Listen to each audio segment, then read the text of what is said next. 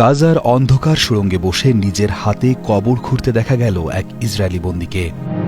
এমন হৃদয়বিদারক দৃশ্য সামনে এনেছে হামাস। ২ আগস্ট শনিবার হামাসের প্রকাশ করা একটি ভিডিওতে বন্দী ইভিয়াতার ডেভিডকে অত্যন্ত দুর্বল এবং মানসিকভাবে বিপর্যস্ত অবস্থায় দেখার পরই ইসরায়েলের রাজধানী তেল আবিবে জ্বলে ওঠে বিক্ষোভের আগুন।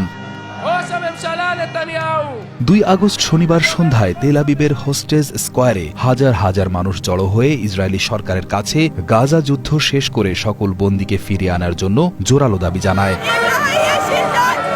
বিক্ষোভকারীরা ব্যানার হাতে এবং আগুন জ্বালিয়ে স্লোগান দিতে থাকেন। তাদের চোখে মুখে ছিল প্রিয়জনকে হারানোর তীব্র ভয় এবং সরকারের প্রতি জমে থাকা ক্ষোভ।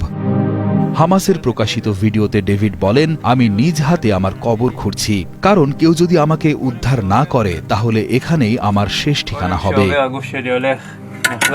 তিনি আরও বলেন, গাজার খাবারের সংকটের কারণে তাকে ডাল দিয়েই পুরো দিন কাটাতে হচ্ছে। পুরো জুলাই মাসে তিনি কখনো শুধু ডাল খেয়েছেন, আবার কখনো ৩ দিন পর্যন্ত কিছুই খেতে পাননি।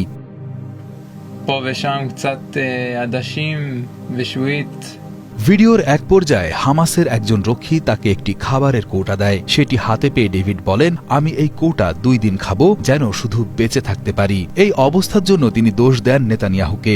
যুদ্ধবিরতির চুক্তির মাধ্যমে বন্দী মুক্তির কোনো কার্যকর ব্যবস্থা না নেওয়ায় হতাশা প্রকাশ করেন তিনি।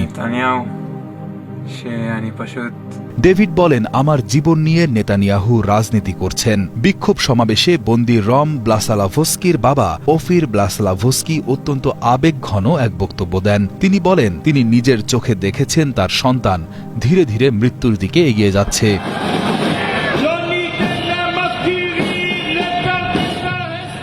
তিনি অভিযোগ করেন, প্রধানমন্ত্রী নেতানিয়াহু এই মর্মান্তিক অবস্থা সম্পর্কে জানেন, তবুও তিনি বারবার তার সন্তান এবং অন্য বন্দীদের বাঁচানোর সুযোগ হাতছাড়া করছেন। একইভাবে আরেক বন্দী ইভিয়াতার ডেভিডের ভাই ইলাই ডেভিড তার অসহায়ত্বের কথা তুলে ধরেন। তিনি বলেন, তাকে অসহায়ভাবে দেখতে হচ্ছে যে তার ছোট ভাই এবং তার সঙ্গী গাই গিলবোয়া দালাল মৃত্যুর একেবারে দ্বারপ্রান্তে পৌঁছে গেছে।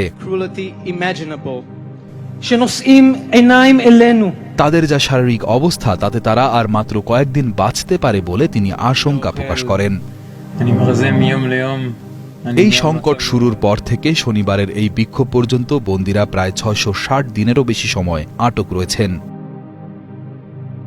যা প্রায় ২১ মাসেরও বেশি একটি দীর্ঘ এবং যন্ত্রণাদায়ক সময়। এই দীর্ঘ অপেক্ষা পরিবারগুলোর জন্য এক দুঃসহ মানসিক চাপ তৈরি করেছে। বিক্ষোভের কেন্দ্রস্থল তেল আবিবের এই চত্বরটি এখন হোস্টেজ স্কোয়ার নামে পরিচিতি পেয়েছে, যা সংকট শুরুর পর থেকে প্রতি সপ্তাহে পরিবারগুলোর প্রতিবাদ ও প্রার্থনার মূল কেন্দ্রে পরিণত হয়েছে।